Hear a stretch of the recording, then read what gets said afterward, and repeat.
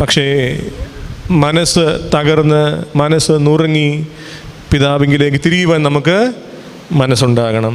എങ്കിലേ ആ സ്വർഗസ്ഥനായ പിതാവിനെ കാണുവാൻ നമുക്ക് കഴിയുകയുള്ളൂ. ഒരു മനുഷ്യനെ പറ്റി വിശുദ്ധ വേദപുസ്തകം നമ്മെ പഠിപ്പിക്കുന്നുണ്ട്.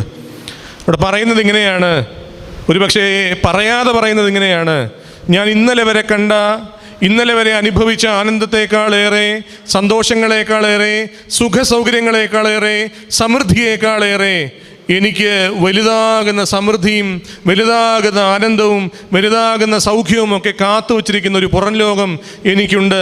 അതുകൊണ്ട് എൻ്റെ സ്വത്ത് മുഴുവൻ ഇങ്ങ് തന്നേരെ എന്ന് പറഞ്ഞ് അപ്പൻ്റെ അടുത്ത് നിന്ന് സ്വത്തെല്ലാം വാങ്ങി ദൂരെ പോയ മകനെ നമ്മൾ വിളിച്ച പേരെന്താ?